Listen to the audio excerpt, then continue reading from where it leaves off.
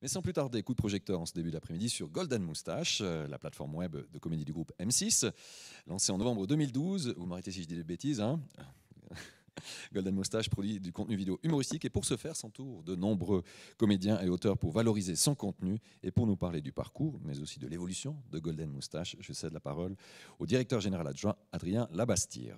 Bonjour déjà. Bonjour, merci. Ça va ? Bonjour à tous. Merci de nous accueillir ici, on est ravis. Je vais vous montrer peut-être un peu d'abord une vidéo de ce qu'on fait pour vous donner une idée un petit peu du genre de contenu qu'on fait. Et puis après, je vous présenterai notre activité. Alors, on va voir si ça marche.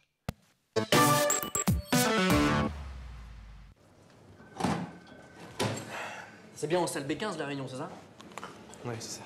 Tu sais que ça fait 17 fois qu'il a décalé cette réunion.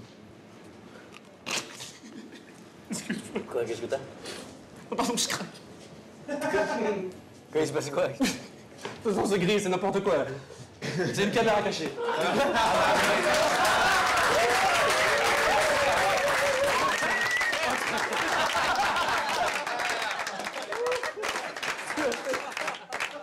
Du coup, il n'y a pas réu? Ça n'y a pas réu. À vrai dire, il n'y a pas d'entreprise non plus. C'est un canular. On t'a piégé. De quoi? Ça fait longtemps, ça fait combien de temps? Il sait. Ah, c'est bon, ça va, tu peux y aller. Oh putain, tu me fais trop rire, mec. À un moment, j'étais là et tout, rue Bergère. T'avais quoi, 12-13 piges? J'avais ma grosse caméra de l'époque. Bah écoute, mon vieux, t'es passé devant moi. T'as rien capté. J'avoue, j'ai pas trop de temps. De quoi, attends, 12 ans, mais j'étais au collège, là. Oh oui, l'école! C'est une pure idée, ça. T'étais drôle. Tous les matins, 6h du mat, 5 fois dans la semaine. Mais dis-toi bien, on me paye, mais même moi, je le fais pas. Mais vous foutez de ma gueule, là, c'est vrai. Oh, le pire, c'était les maths. Lulu, c'était quoi le truc? La trigonométrie. J'arrive même pas à le dire, tellement c'est n'importe quoi. Non, mais attends, vous avez pas pu l'inventer, ça, c'est hyper utile. Ta gueule, calculer un angle. De rien du tout. Les nombres imaginaires. Les nombres imaginaires, c'est dit dans le titre pour te mettre la puce à l'oreille et toi, tu vois rien. Les nombres, ils sont imaginaires, putain. Mais moi, on m'a dit que ça existait, alors je sais pas. Le mec, tu lui dis de sauter d'un bus, il plonge. Allez, attends, regarde, là. 10 vues pour le lait. Le lait, c'est génial. Le lait des vaches qui sortent des gros pis dégueulasses, là. T'as cru que ça se buvait? Non, mais personne ne boit du lait. Non, si oui, à la limite, un veau. On a même fait pourrir une fois pour voir. On a appelé ça fromage. Paf! Toi, t'en as bouffé toute ta vie. Non, vous m'avez pas menti depuis que je suis né non plus, je suis pas con. J'ai des souvenirs. T'as des souvenirs d'avant tes 4 ans? Non, mais... Non, c'est normal. C'est parce qu'on vient au monde à l'âge de 4 ans. La période de gestation chez l'humain, c'est 9 mois et 4 ans. Et c'est pas systématiquement la femme qui porte l'enfant. On peut choisir. Et tu lui as dit qu'on pouvait tisser des toiles? Un truc comme ça? Quoi? Non, mais ça, tout le monde a ça. Moi aussi, j'ai des pouvoirs? Ah non, toi, t'as le sida. Quoi? Je déconne. La naïveté du gars, il gobe tout. Mange pas ça, crache, c'est dégueulasse. C'est de la merde. Quoi? C'est du caca. On en a mis dans les arbres pour faire genre c'est un fruit, mais c'est de la merde. C'est de la crotte. De la matière fécale. Qui sort du cul des gens. Mais non, c'est n'importe quoi. Moi, quand je chie, ça ressemble pas à ça. Ça, c'est les trucs marrons, là, qui... ouais. Ouais, pense à avoir un médecin quand même. T'as cru qu'Apple, c'était une vraie marque et que c'était stylé, en plus. Et il est poussé de la merde. Il fait des tartes avec, le gros crasse-pouille. Eh, regardez qui voilà. Maman. Ouais, bah alors, pour le coup, là, vraiment, ta mère, c'est pas ta mère. C'est un animatronique. Et pendant tout ce temps, t'as même cru que Clément c'était Rémi, alors que Rémi, c'était Clément. On a switché. C'est comme pour ta meuf. Bah, c'est pas ta meuf. C'est une biche.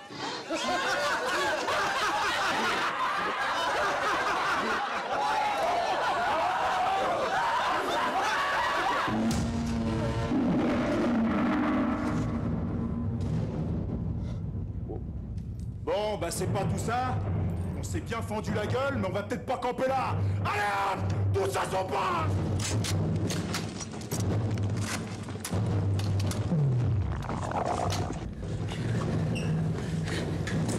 Vous allez où, là? Retour à la réalité, mon gars.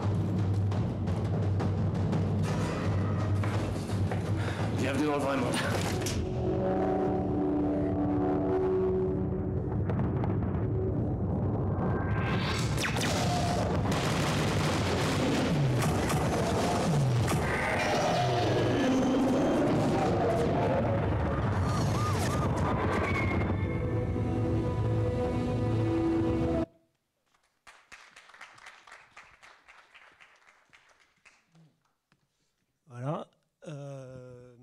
Donc ça, c'est le genre de contenu qu'on fait.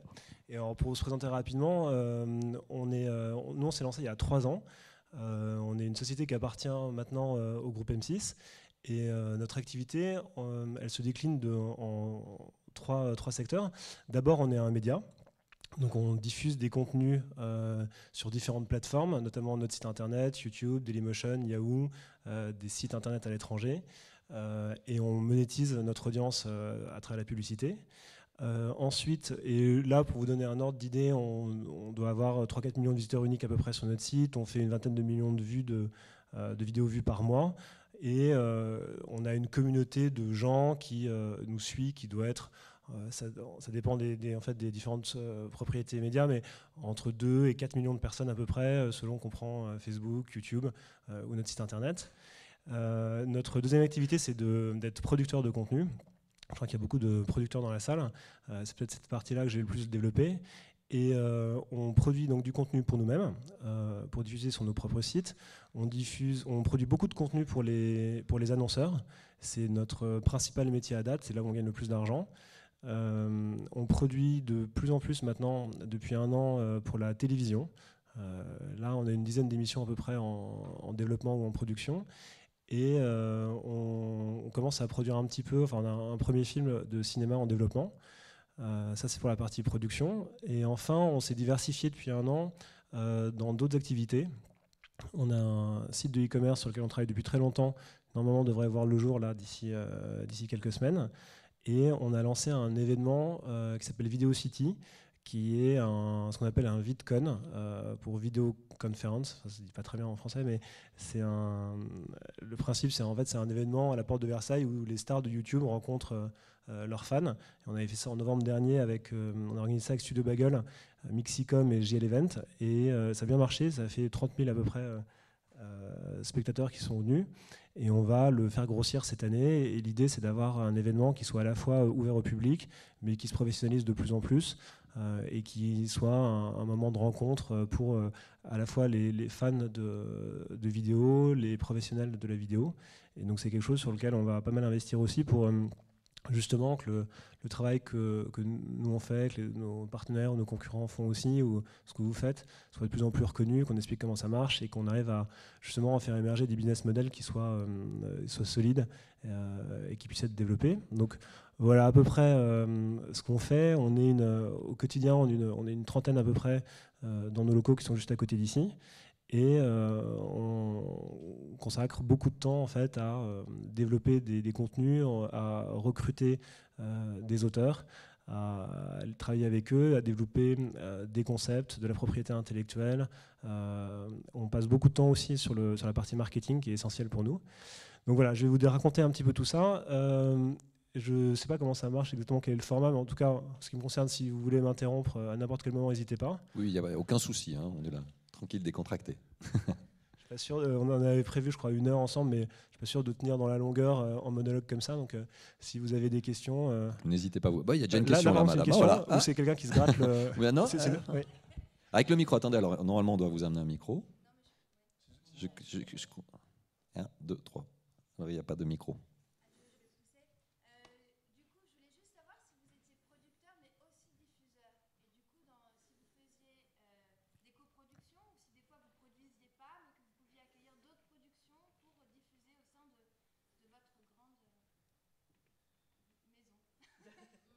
En fait, c'est ça que je disais au départ quand je dis qu'on est une activité de médias. On est diffuseur. Pour l'instant, on est diffuseur quasiment que de nos contenus parce que j'y reviendrai peut-être un peu plus tard, mais pour des questions essentiellement de coûts. Parce qu'on a la monétisation de la diffusion, elle est très très faible sur Internet. Et du coup, on n'a en général pas de quoi se payer des productions extérieures. Il y a un deuxième problème qui est celui des droits. En fait, sur la plupart des deals classiques en France, quand vous avez créé du contenu, c'est genre 42 mois, quelque chose comme ça. Ce qui fait que sur Internet, ça pose une question, parce que qu'est-ce qu'on fait une fois que les 42 mois sont passés? Donc nous, au début, on avait un peu travaillé avec des sociétés extérieures, notamment avec la société Alexandre Astier, qui avait produit quelques contenus pour nous. Et bon, ça s'est très bien passé, c'est juste qu'en fait, on n'a pas vraiment les moyens de se payer ça. Et puis, ça se pose quand même la question effectivement des droits une fois la période de licence terminée. Donc a priori, c'est pas quelque chose qu'on recherche pour notre propre exploitation. Ceci dit, en revanche, on fait des coproductions avec d'autres acteurs pour aller voir des chaînes de télé ou d'autres plateformes web. Et on fait des coproductions quand on a le sentiment d'apporter quelque chose sur le projet. C'est-à-dire que où on apporte de l'argent en développement, où on apporte des comédiens, notre expertise, ce qu'on sait faire en production. Mais il faut que ce soit quelque chose un peu à parts égales, parce que sinon, on sert juste de boîte relais, ce qui là pour le coup ne nous intéresse pas beaucoup. Voilà. À moins qu'il y ait d'autres questions. Je vois rien. Oui.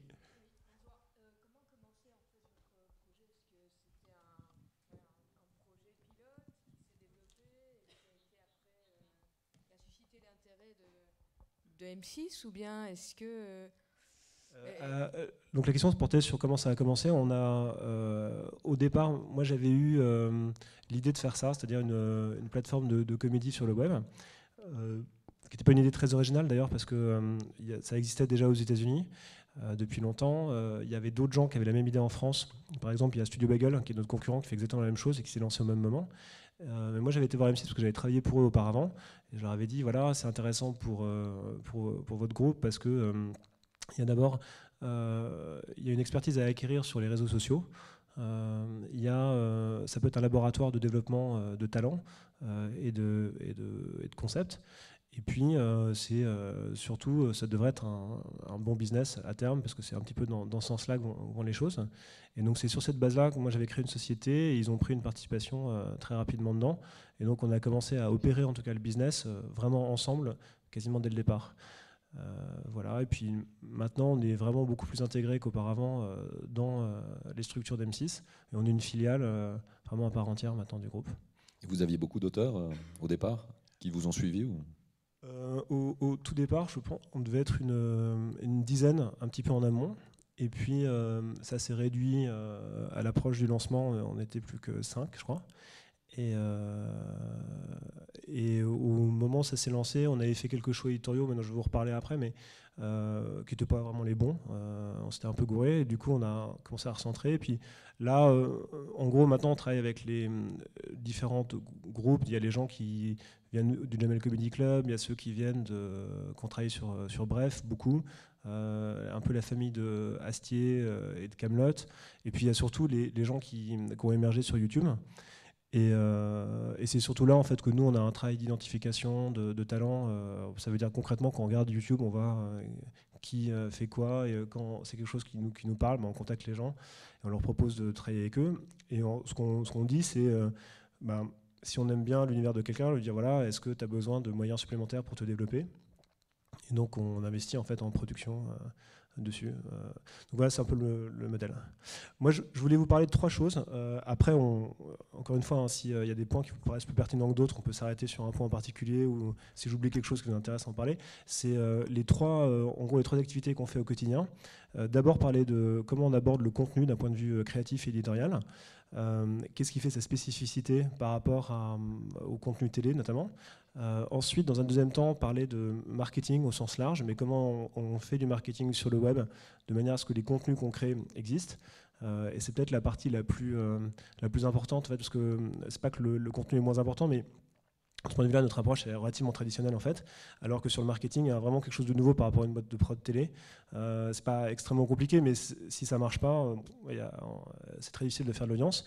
Et enfin, en fonction du temps qui reste et des questions, parler un petit peu de justement l'aspect business model, c'est-à-dire combien ça coûte, combien ça rapporte, quels sont les points un peu délicats de tension d'un point de vue budgétaire, et comment nous on essaie de gagner de l'argent avec ce qu'on fait. Du coup, je vais commencer par le contenu. Je voulais vous montrer une vidéo d'abord. Pour commencer, pour ceux qui, je ne sais pas s'il y en a qui ont déjà vu nos contenus ou pas, mais ça donne une petite idée de ce qu'on fait, du ton qu'on essaie d'avoir dans certaines vidéos. Et celle-là, elle est plutôt représentative de ce qu'on fait, dans le sens où, par exemple, on met des programmes sur W9 assez régulièrement.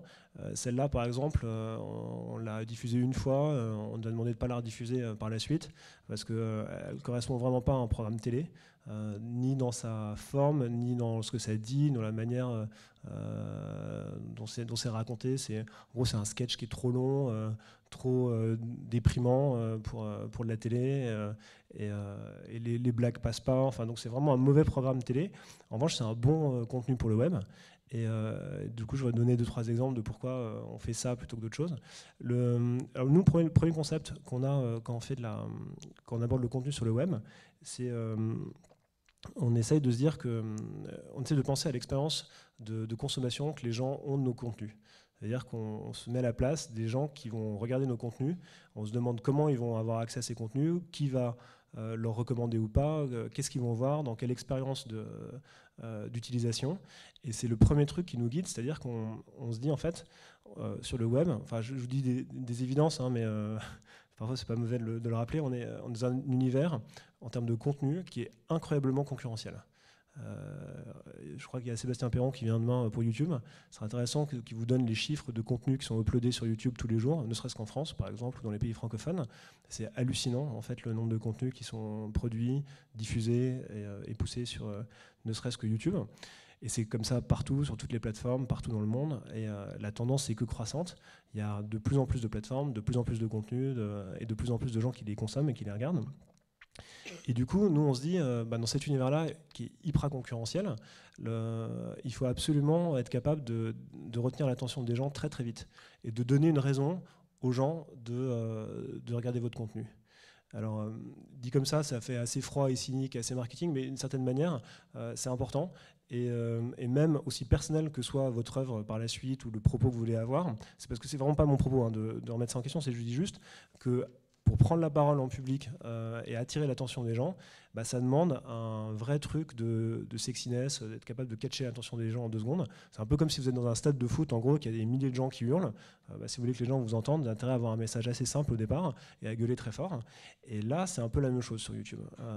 Donc, le titre, par exemple, de votre contenu, la vignette, l'un et l'autre ensemble, par exemple, ça pourrait être l'équivalent de ce qu'on appelle la promesse en télé, c'est-à-dire la raison pour laquelle les gens acceptent de commencer à regarder vos contenus. Dans le même ordre de choses, il y a les 5 premières secondes.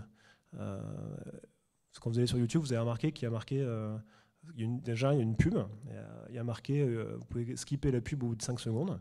Et du coup, c'est quand même un réflexe très très fort dans l'esprit des gens de se dire, si ça ne m'intéresse pas, de cette pub en l'occurrence, dans 3, 2, 1 secondes, je vais pouvoir me débarrasser de ce contenu. Et donc, c'est vrai que on a constaté, en tant que producteur de pub, que plus les 5 premières secondes sont fortes, plus ça crée un taux de rétention très fort. Et c'est pareil pour l'ensemble des contenus. Il y a une autre chose aussi, c'est nous, c'est peut-être ce qu'on a le plus en tête au montage, c'est les rythmes. Et par le rythme, j'entends pas la vitesse de montage, mais c'est la rapidité avec laquelle vous racontez une histoire. C'est-à-dire que si vous racontez 3-4 fois la même chose, par exemple, à un moment, vous commencez à lasser votre auditoire. Si par exemple je répète la même phrase 4-5 fois, au bout d'un moment, je vais dire où est-ce qu'il veut en venir. Alors ici, vous ne pouvez pas me skipper, vous ne pouvez pas passer sur un autre truc, donc l'audience est un peu captive. En revanche, sur le web, normalement, vous commencez à vous lasser, vous dites je vais regarder, je vais regarder mon portable, je vais faire autre chose, je vais cliquer ailleurs, etc. Et tout. Donc c'est assez amusant de constater que les gens les plus efficaces sur YouTube, ça va être souvent des gens qui ont une capacité à raconter l'histoire très très vite, y compris dans les podcasts Norman, Cyprien et autres. On va remarquer que c'est quand même très très cut. C'est-à-dire qu'il y a beaucoup beaucoup de jump cut dans le montage. C'est-à-dire au moment où l'idée est exprimée, paf, on passe à autre chose. Partons du principe que si vous n'avez pas compris, vous pouvez toujours revenir en arrière, ce qui n'est pas le cas en télé, et que s'il y a des gens qui s'intéressent particulièrement, ils vont regarder dans le détail, etc. Mais vous pouvez le regarder 3 fois s'ils veulent, mais a priori, il n'y a pas besoin de s'attarder trop longtemps sur quelque chose. Et ça, c'est une conséquence quand même dans la manière de construire un programme. C'est-à-dire que nous, dans le pire des cas, on va exprimer une idée une fois, puis une deuxième fois, s'il faut vraiment être sûr que les gens aient bien compris, puis après on commence à accélérer. Et donc, par exemple, le maître du genre, on trouve, c'est un Anglais qui s'appelle Tom Ska, qui fait des petits, fait plein de trucs, mais il fait notamment des dessins animés qui sont hyper cut. C'est des blagues qui durent 1 seconde, 2 secondes, parfois pas plus. C'est un peu comme des strips en BD, et c'est incroyablement efficace parce que on a à peine le temps de s'amuser, que on passe directement à autre chose. En plus, plus vous allez vite, plus les gens sont amenés en général à regarder une deuxième fois, ce qui fait une vue de plus. Alors que les mêmes contenus, si on les met en télé, ça pose vraiment un problème. Moi, je me souviens, la première fois qu'on avait fait une émission pour W9, on leur a montré les premiers montages, et les mecs nous disaient, mais ralentissez, c'est pas possible, rajoutez 2 secondes ici, on nous disait, ça sert à rien. On a fait la blague, pas besoin de... Et ils nous disaient, non, mais vous n'avez pas compris le principe, c'est-à-dire que si vous faites une blague, vous allez dire que vous faites une blague, vous allez dire quelle blague vous allez faire, vous faites la blague, vous revenez sur la blague que vous venez de faire, vous permettez aux gens de respirer un coup, et vous rappelez que vous avez fait cette blague-là avant de préparer les gens au fait que vous allez faire une autre blague. Ils disaient, mais ça fait... c'est pas très utile de faire ça ici, si. Et en fait, je pense que dans les faits, c'est eux qui ont raison. C'est pas la même manière de consommer les contenus. Et puis enfin, il y a là aussi, ce serait intéressant d'avoir les chiffres de YouTube demain, mais je crois qu'il y a une énorme partie du contenu qui est consommé sur le mobile en ce moment, c'est-à-dire que les gens regardent sur un petit écran. Et donc, ça fait une expérience de consommation de votre contenu qui est assez pauvre. Du coup, c'est important de penser au gros plan, à l'efficacité en général, la manière dont les gens vont rentrer dans votre histoire. C'est pas évident de commencer, à mon avis, une vidéo sur YouTube par un plan fixe en noir et blanc qui bouge pas, de la mer qui clapote, par exemple. Ça peut être très beau, hein, d'ailleurs, dans l'absolu, mais disons que c'est un petit risque de perdre des gens. Et puis vous le voyez, hein, nous, on avait passé quand même pas mal de temps au départ à regarder des stats sur nos contenus. Et c'est vrai que vous voyez très très bien et très précisément à quel moment les gens arrivent ou partent, ils arrivent au début, à quel moment ils partent de votre contenu et pourquoi. Et donc on s'est dit, si ça commence à lasser, à un moment, il faut être un peu plus efficace. Donc ça, c'était le premier point que je vais partager avec vous. C'est pas des choses qu'on se répète toute la journée en salle de montage, mais c'est juste que naturellement, c'est comme ça que ça se fait. La deuxième chose, c'est pour le coup là, c'est plus une stratégie qu'on essaie d'adopter, c'est qu'on pense que la vraie différence entre télé et web, c'est entre une audience en télé à un moment précis et une communauté sur le web. Et c'est un petit peu différent. Bon, l'audience, tout le monde voit ce que c'est. La communauté, pour nous, on essaie de définir ça avec nos mots. On s'est dit, en fait, c'est un ensemble de gens qui se reconnaissent dans les valeurs qui sont affichées par votre marque. Donc vous dites, par exemple, moi, si je suis une marque comme Vice, alors je ne peux pas parler à leur place, mais il me semble que c'est une marque de journalisme extrêmement engagée, un peu gonzo, avec un ton transgressif. En même temps, ils sont hyper précis et ils ont cette volonté d'aller chercher des sujets dont personne ne parle et tout ça. Et donc tous les gens qui vont se reconnaître là-dedans se disent, je sais à quoi je m'attends sur Vice, Vice News, quand ils font de la cuisine, chaque fois qu'ils vont décliner une thématique, en fait, a priori pour leur audience, il y a cet élément de branding qui est très très fort et qui va au-delà de juste mettre un logo. Il y a un état d'esprit dans lequel les gens se reconnaissent. Et là, l'année dernière, on parlait avec la responsable des contenus de YouTube dans le monde, et qui auparavant était chez Netflix. Et elle disait, une de nos découvertes hyper importantes sur Netflix, c'est que tout ce qu'on appelle de la niche en télévision mainstream, ce qu'on dit être segmentant, c'est toujours le cas en télé, mais si vous le prenez au niveau digital et au niveau mondial, ça devient du mass market. Si vous faites des contenus pour les gothiques, par exemple, c'est vrai qu'en France, peut-être que ça touche une fraction un peu importante de la population, mais vous le prenez au niveau mondial, ça commence à faire mal de gens, en fait. Et du coup, c'est vrai que si on regarde, par exemple, le line-up des contenus exclusifs de Netflix là, depuis 2 ans, c'est impressionnant à quel point ils ne cherchent pas la facilité. Il y a, par exemple, je trouve une excellente sitcom qui s'appelle Wet Hot American Summer. C'est marrant de se dire qu'ils ont greenlighté ça. C'est un téléfilm ou un film des années 90, un peu obscur, sur une bande de monos dans un camp pour adolescents aux États-Unis, avec des gens qui n'étaient pas très connus à l'époque. Et le film est vraiment bizarre, c'est un truc un peu la OSS 117. Ils ont décidé de faire un préquel de ça, sous forme de sitcom, avec les mêmes comédiens jouant des adolescents. Donc c'est Bradley Cooper, par exemple, qui joue un adolescent de 17 ans, et qui se situe avant la série. Et ils l'ont fait, et le truc est canon. C'est vraiment, moi, j'ai une meilleure sitcom que j'ai vue l'année dernière. C'est hyper drôle, hyper bien fait. Il y a un cast qui est incroyable là-dedans. Mais c'est vraiment bizarre, quoi. C'est comme si OSS 117, c'est mainstream à côté de ce truc-là, quoi. Et ils se sont dit, on va faire ça et ça va marcher. Alors, je sais pas si ça marche, mais en tout cas, il y a beaucoup de gens qui l'ont vu et qui ont trouvé ça bien. Ils font Sense8 avec les Wachowski. Ils font vraiment des choix qui vont pas de soi. Et on s'est aperçu que leur démarche, souvent, était de dire d'aller voir des gens à qui on a toujours dit ce truc-là, ça marchera jamais, ou votre idée, elle est trop bizarre et tout. On dit, votre idée est hyper bizarre, nous, on décide de la faire. Donc c'est ça, c'est le genre de choses qu'ils développent. Et ça devient puissant à un niveau mondial. Et donc moi, mon point, c'est de dire, sur le web, c'est l'endroit où affirmer votre personnalité, votre valeur de marque, les choses les plus personnelles, les plus identitaires. Parce que, pour le coup, il y a des gens sur le web qui vont se reconnaître là-dedans et qui vont s'emparer de ce contenu. Nous, par exemple, chez M6, on avait fait une chaîne de YouTube qui s'appelait jeuxvideo.fr. Et ça n'a pas marché du tout, parce que si vous voulez parler de jeux vidéo, il ne faut pas parler de jeux vidéo absolu. C'est comme si on avait fait une chaîne qui s'appelait Comédie ou Rigolo, la chaîne Rigolo.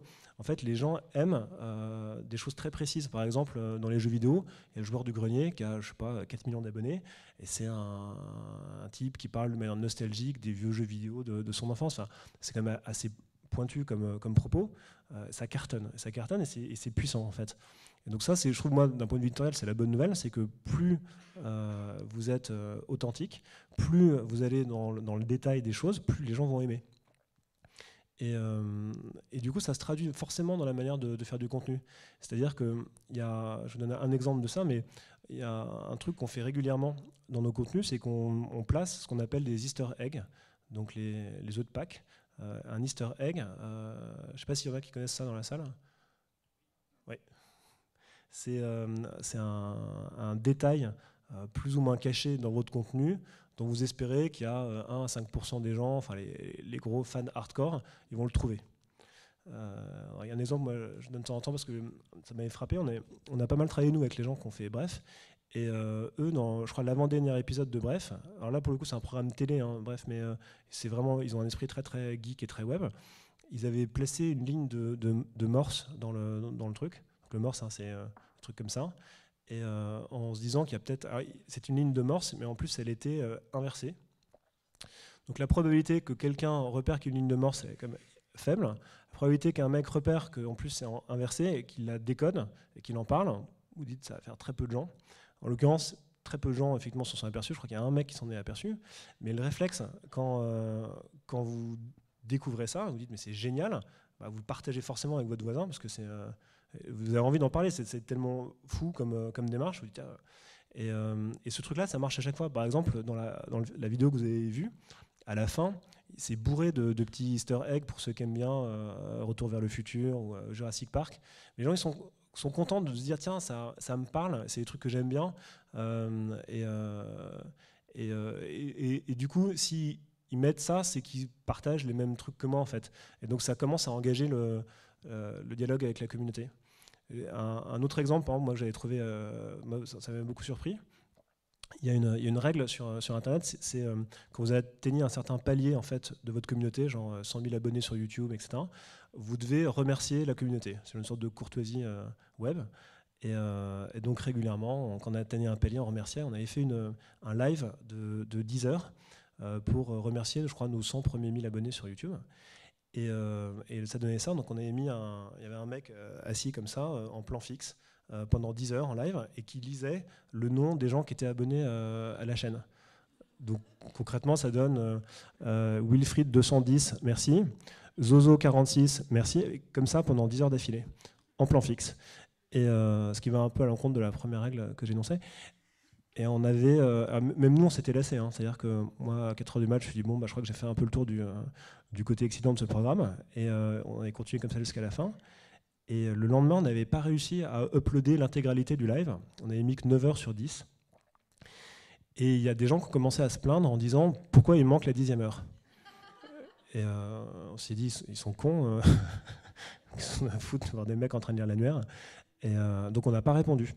Et puis les mails se sont faits de plus en plus insistants en disant c'est pas normal, j'ai raté la 10e heure, je veux la 10e heure.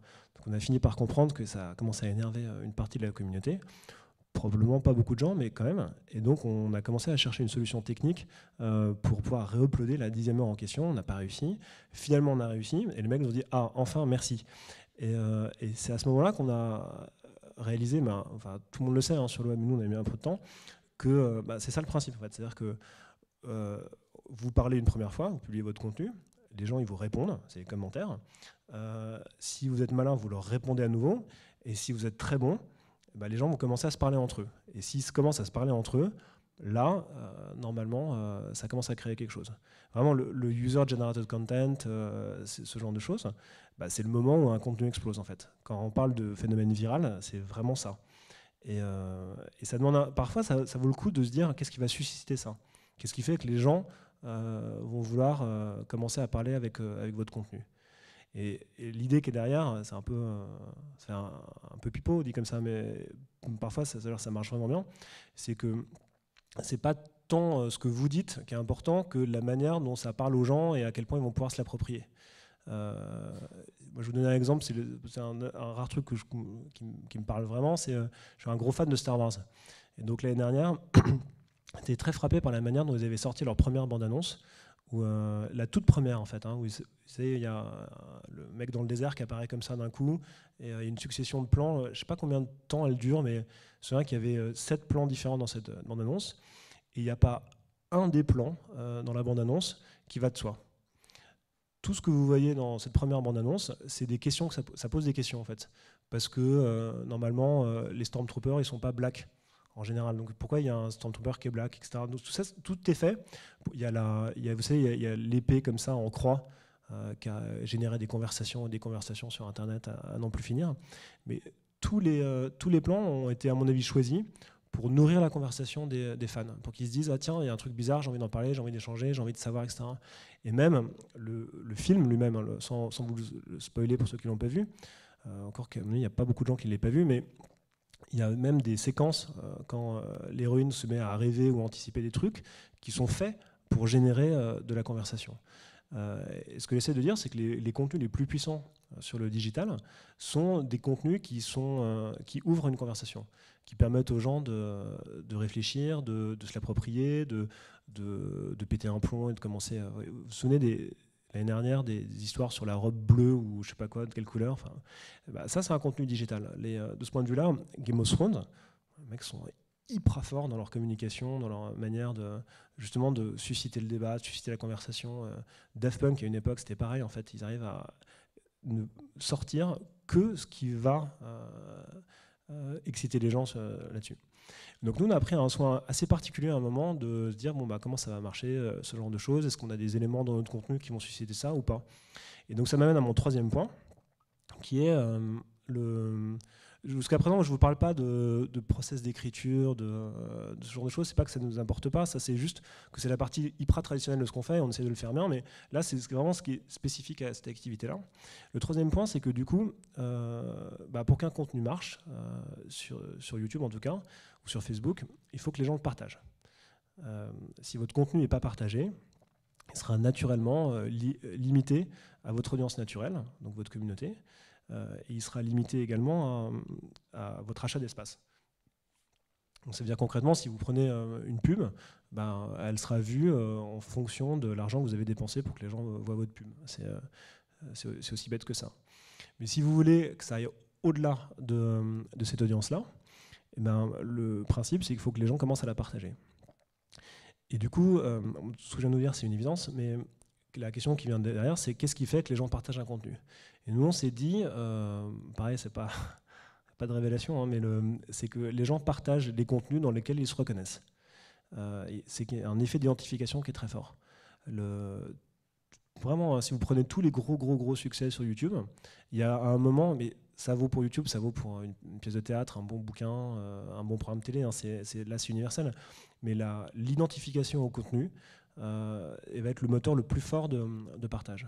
Parce qu'en fait, en partageant un contenu, il y a un élément d'identification de soi-même. Vous dites, moi je partage tel truc parce que je me reconnais dedans et ça définit un élément de ma personnalité. C'est comme ça que je vois le monde. Cette vidéo me fait marrer, mais parce que c'est comme ça que j'appréhende tel truc. Si par exemple vous êtes le premier à faire une blague sur un truc que tout le monde a plus ou moins ressenti, mais personne n'a exprimé avant, il y a un énorme bénéfice là-dessus. Tout le monde dit « Ah, c'est génial, c'est hyper marrant, c'est comme ça ». Le nombre de vidéos pas très drôles qu'on partage, parce que c'est la première fois que quelqu'un parle d'un truc qu'on avait un peu pressenti, mais pas formulé aussi précisément. Et donc, du coup, si vous en faites une stratégie de publication et de création, vous vous dites quels sont les événements qui vont arriver. Parce qu'il y a l'actu inattendue, et puis il y a l'actu qui est prévisible. Chaque année, il y a le Festival de Cannes, il y a les Oscars, il y a des trucs comme ça. Donc, on le voyait, on avait fait par exemple des blagues sur le transfert de Beckham au PSG il y a 3 ans. Franchement, la blague était mauvaise, c'était pas drôle, mais on l'a fait exactement au moment de la conférence de presse. Et le soir, on était dans le zapping sur Canal et on était repris partout. Et ça, ça aide énormément à développer un contenu. Il y a ça. Et surtout, je dirais le truc le plus fort, c'est vraiment ce côté avoir une justesse de ton. En pub, ils appellent ça du well observed, c'est-à-dire le fait de repérer des trucs dans lesquels tout le monde se reconnaît, genre ah oui c'est bien vu, enfin le bien vu quoi. Bref, c'est un super bon exemple de ça. Amélie Poulain aussi. Si on prend des exemples de YouTube, il y avait cette vidéo qui était un des premiers cartons qui s'appelait Shit Girls Say. C'était tous les trucs que disent les filles en anglais. Alors ils en ont fait un programme court maintenant sur Canal qui s'appelle Ce que disent les Parisiens. Enfin, ce que disent les gens. Mais ce petit truc-là, et maintenant c'est vrai qu'on regarde des pubs, il y en a partout en fait, ce truc-là. Voilà, donc ça c'était nos 3 idées en fait qu'on a sur le contenu. Et encore une fois, je ne vous parle pas tellement d'édito ou de choses comme ça, mais juste de trucs qui font que si vous avez ça en tête, normalement ça doit aider à développer votre audience. Est-ce qu'il y a des questions ? Je suis sûr, ils sont un petit peu timides. Mais... Alors, peut-être par rapport au comportement, parce qu'à vous entendre, ça a l'air relativement simple de comprendre le comportement des utilisateurs. Mais est-ce que c'est aussi simple que ça ? Est-ce que ça y paraît ? De savoir comment un tel utilisateur va se comporter à tel moment par rapport à tel discours ? Non. En vrai, on sait pas trop, c'est plus un ressenti, une intuition. Après, le vrai avantage des réseaux sociaux et des plateformes de vidéo, c'est que vous avez énormément de data. Il y a même des gens, enfin, il y a même un certain nombre d'éditeurs médias qui commencent à travailler cette data en amont. Par exemple, en France, on a Melty, qui a un algorithme qui lui permet d'identifier tous les sujets qui intéressent les gens à un moment précis. C'est le business des sites américains de Vox Media ou de BuzzFeed. Netflix fonctionne un peu de la même manière. Vous savez, ils sont en processus de bêta testing en permanence en fait. Donc pour ceux qui ont Netflix, vous avez pu remarquer par exemple que c'est pas toujours la même affiche, en fait la même jaquette de vignette de contenu que vous voyez, parce que Netflix s'aperçoit que vous préférez tel type de vignette et que vous cliquez plus dessus, etc. Et tout. Et là, l'histoire d'ailleurs de House of Cards, c'est comme ça qu'il la raconte. Moi, je pense que c'est pas exact dans les faits, parce que pour tous ceux qui font de la prod, vous allez vous dire, on sait que ça fonctionne pas comme ça dans la réalité, mais ce qui est intéressant, c'est que c'est comme ça que Netflix raconte l'histoire. Ils disent, on s'est aperçu qu'il y avait des gens qui surconsommaient une série anglaise des années 80 sur la politique. Et ça faisait statistiquement quelque chose de bizarre. On s'est aperçu que nos abonnés adorent les films de David Fincher. Qu'ils adorent Kevin Spacey, etc. Et donc, ils vous racontent l'histoire comme ça en disant, et de ça, on arrive à la série que vous connaissez. Alors, quand vous dealez avec des agents toute la journée, vous savez que c'est forcément plus compliqué que ça, mais c'est marrant qu'ils le présentent comme ça. Et c'est un peu flippant d'un point de vue créatif, parce que vous dites, si tout sort d'un algorithme, ça va commencer à être triste. Et on sait bien que c'est pas comme ça que fonctionne la créativité, mais c'est un outil moi je pense que c'est un outil juste de réflexion pour se dire qu'on n'est pas obligé de le suivre, on peut en revanche l'avoir en tête en se demandant quels sont les goûts qui commencent comment aiguiller un petit peu votre direction éditoriale sur certaines choses. Et après, il y a, nous on le fait pas, mais savoir qu'il y a des gens qui sont beaucoup plus dans la data que ça, et qui vont regarder de manière très très granulaire tout ce qui se passe sur un contenu, et c'est des informations qu'on peut prendre en compte. Ouais. Il y a une question juste là, oui. Bonjour. Tout d'abord, félicitations, parce que c'est vrai que ça fait 3 ans que vous êtes lancé, mais vous avez été un des premiers, comme vous le disiez, avec Studio Bagel. J'avais une petite question pour revenir sur vos projets, parce que vous parlez d'une dizaine d'émissions en développement ou en production.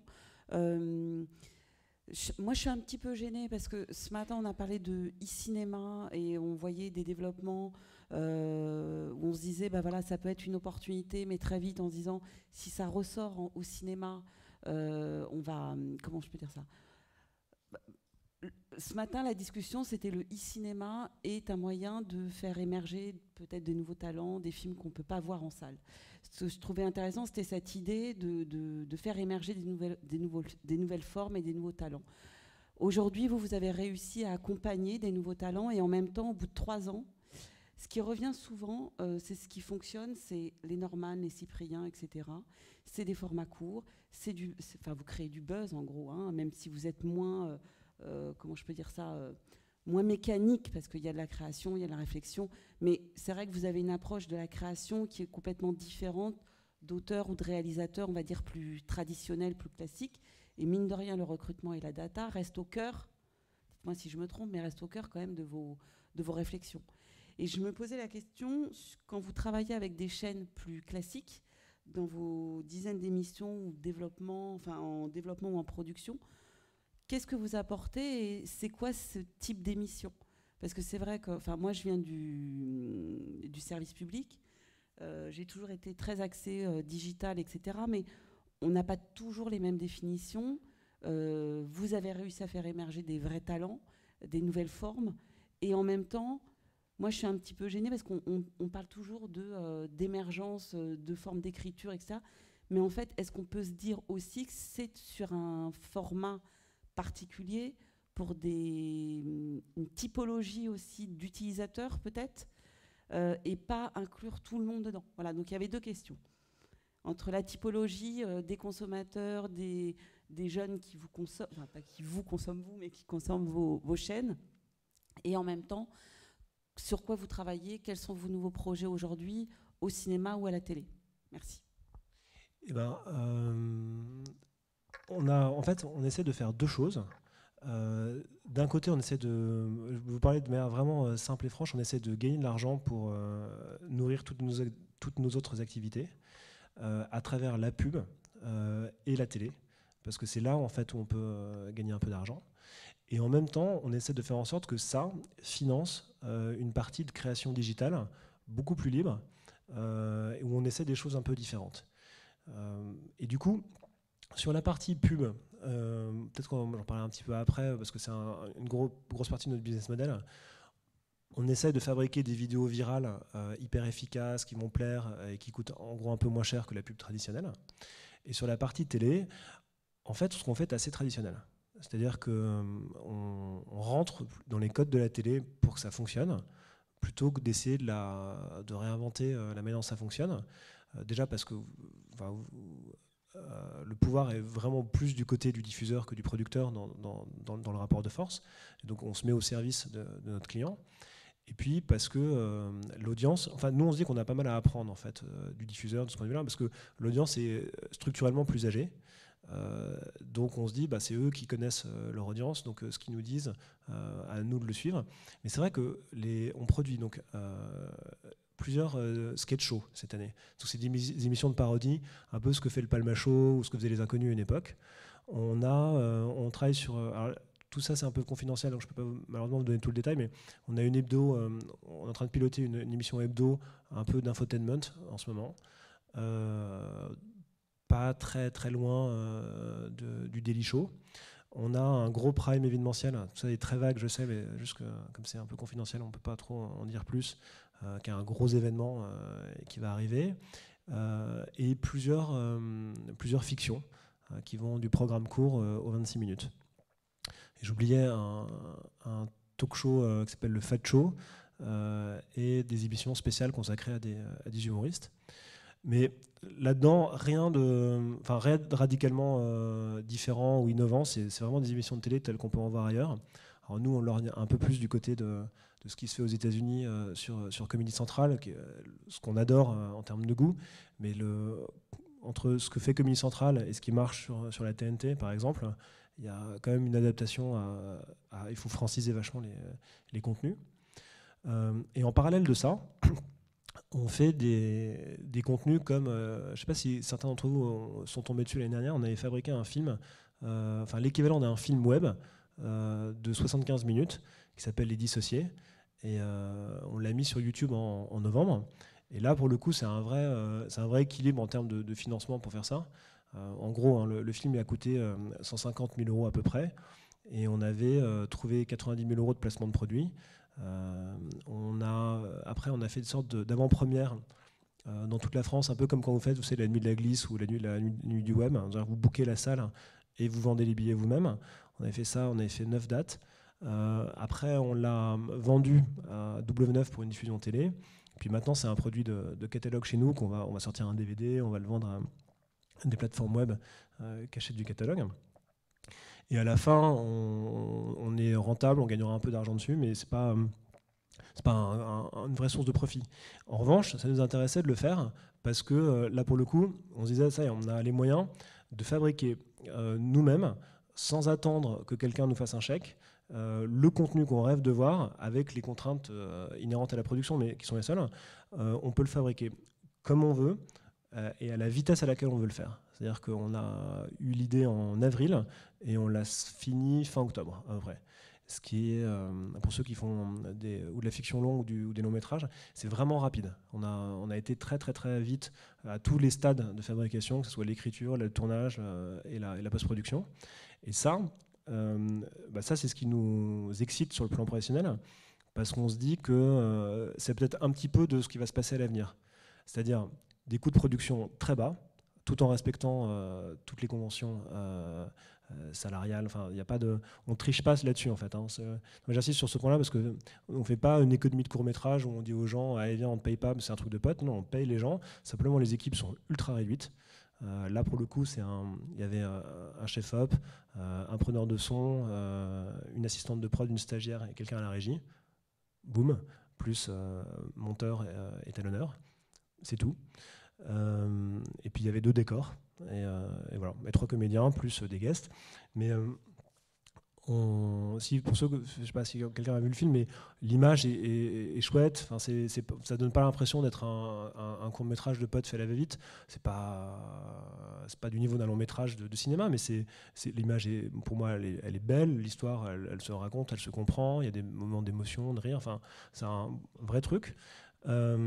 Et on se dit, il y a certainement quelque chose à trouver du côté de la baisse des coûts de production, parce que je pense pas qu'il y ait de gras dans les budgets de long métrage en France, mais le financement est compliqué. La fragmentation des audiences en télé fait que les budgets vont être de plus en plus bas, je pense. Il y a beaucoup de films chaque année qui sont produits, donc beaucoup de concurrence. Pour autant, il n'y a pas de raison que les budgets augmentent de manière pharaonique. Donc on se dit, maîtriser les coûts, c'est un enjeu. Être capable de mobiliser un public sur un contenu, c'est un deuxième enjeu. Par exemple, Les Dissociés, ça doit faire plus de 3 millions de vues sur YouTube, ce qui ne veut pas dire qu'il y a 3 millions de gens qui l'ont vu. Hein. On a regardé là précisément, ça veut dire qu'il y a à peu près la moitié qui a regardé le truc de bout en bout, mais c'est pas mal. Ça fait 1,5 million de gens qui ont vu votre film. Alors ils n'ont pas payé, donc c'est pas comparable avec une distribution cinéma. Ils ne payent pas, ils n'ont pas besoin de se déplacer, c'est autre chose. Mais on se dit que c'est pas mal. C'est pas mal et que c'est un bon premier pas pour d'autres choses. Et que après, on a fait tourner un petit questionnaire auprès d'une base de 2600 personnes pour leur demander ce qu'ils en avaient pensé, s'ils étaient prêts à payer, sous quelle forme, quel prix et tout ça. Et ce qui ressortait, c'est qu'il y a 25% de la base, donc 25% de 2600 personnes. Mais 2600 personnes, je crois, statistiquement, c'est relativement représentatif, c'est pas mal pour un sondage, qui disait qu'ils étaient prêts à payer 5 € pour voir ça. Donc on s'est dit, si on applique ça à notre nombre d'abonnés sur YouTube, s'il y a 500 000 personnes qui sont prêtes à payer 5 € pour un film, alors malheureusement, je pense que ça ne marche pas comme ça, mais ça serait bien. Ça nous permettrait de fabriquer un film au moins 10 fois plus cher que celui qu'on a fait la première fois. Et puis, il y a ça, il y a le crowdfunding, qui est un truc réel. Les chiffres sont impressionnants. Nous, on ne le fait pas parce qu'on trouve qu'appartenant à M6, ça fait un peu, ça fait un peu abusé d'aller dire on a besoin d'avoir de l'argent, et on préfère que s'il y a du crowdfunding, ça se fasse sur des projets plus indépendants que les nôtres, mais peut-être qu'un jour on y viendra pour faire un complément de financement par exemple. Et puis ce côté business model où on mélange les annonceurs, les diffuseurs, les plateformes web, on pense que c'est peut-être comme ça que ça va évoluer. C'est-à-dire qu'il y aura plusieurs fenêtrages. D'abord ou de la pay TV ou du web payant ou de la SVOD, puis du câble, puis de la TNT, puis des choses plus mainstream, qu'il y a un business où vous pouvez acheter votre ticket pour voir ça en avant-première, ou à l'autre bout de la chaîne, on est en train de fabriquer une box dans laquelle il y aura le DVD, des bonus, des vrais bonus exclusifs, un t-shirt, l'affiche du film, et on va le commercialiser plus cher. On ne s'adresse pas à 2 millions de personnes quand on fait ça, on s'adresse là pour le coup à une petite partie du public qui a vraiment aimé, qui trouve ça vraiment super, qui veut regarder une trace physique de la chose. Et voilà un peu l'écosystème, pardon, je parle très fort, qu'on essaie de construire autour de nos projets. Merci. Une autre question? Oui, là, monsieur. Attendez que le micro arrive. Enfin, je dis monsieur, je ne vois pas très bien. Là, c'est monsieur. Vous voyez rien non plus? Ah, ça me rassure. Alors, le micro devrait arriver. Il arrive même en cours.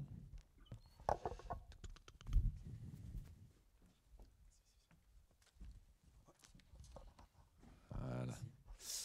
Bonjour. Je ne sais pas si c'est un exercice que je vais envie de faire, mais là, tout ce que vous nous racontez avec toutes les recettes entre guillemets que vous développez, aussi bien en termes de contenu que de la forme, concerne donc votre base de travail qui était, je crois, au départ, donc, on peut dire en grosso modo la comédie. Est-ce que ces modèles que vous venez de décrire pourraient s'appliquer dans d'autres types de domaines, d'autres types de programmes? C'est-à-dire quand vous dites, par exemple, pour la comédie, il faut faire plus on est court, plus on frappe son auditoire. Est-ce que, je dirais, toutes ces recettes et ces méthodes-là peuvent être mises au service d'autres types de programmes? Je ne sais pas si vous travaillez dessus, d'ailleurs, dans ce que vous avez de super secret que vous ne pouvez pas dire, mais est-ce que vous avez des programmes, entre guillemets, plus sérieux, et est-ce que ces méthodes que vous venez de décrire pourraient s'appliquer à des programmes plus sérieux, plus pédagogiques, par exemple, ou plus informatif, etc., selon vous? C'est une question qu'on se pose en fait. Nous, on n'a pas la réponse parce qu'on ne l'a jamais expérimenté. Mais de ce qu'on peut observer à l'étranger ou sur d'autres types de programmes, les contenus très forts en web, en audience, c'est le gaming, très très puissant. Et ça, nous, on ne l'a pas du tout appréhendé. Il y a les tutos. Tout ce qui est plutôt des thématiques de beauté, de make-up, etc. C'est une très très grosse audience. Et après, il y a la comédie. Et puis en fait, là, tout ce qui est info, docu, c'est un peu moins fort en termes d'audience. Il y a Vice qui s'en tire pas mal, BuzzFeed aussi, mais en fait, dans la forme qu'ils adoptent, c'est souvent très très proche des mêmes recettes que les nôtres, là pour le coup. C'est non-scripted, comme on dit, mais juste la différence, c'est que c'est pas des comédiens et que c'est des gens qui s'interrogent, mais c'est un peu la même mécanique. Donc, je sais pas. En fait, la réponse est je sais pas, mais on va probablement essayer effectivement d'autres genres pour voir ce que ça donne. Mais par exemple, quand on essaye d'avoir un propos un tout petit peu plus sérieux, de parler de choses un peu plus sérieuses, on va le faire sous le prisme de la comédie parce que on se dit au moins on est sûr que ça marche.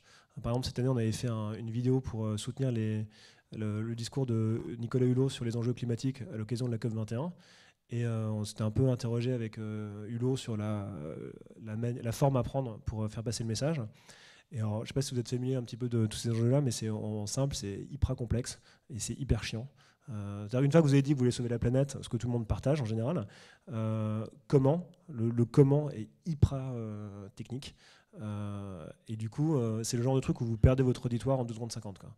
Et donc on lui a dit, à votre place, monsieur Hulot, on pense qu'il faut y aller avec des gros sabots et très simple, parce que on a intérêt à avoir un message marrant pour attirer l'attention des gens, et puis après basculer sur un truc émotionnel, mais court et rapide, parce que c'est difficile juste de retenir l'attention des gens avec autre chose. Après, on ne sait pas, si ça se trouve, on aurait pu faire plus long, plus compliqué et tout ça. Là, cette année, on va faire un documentaire, par exemple.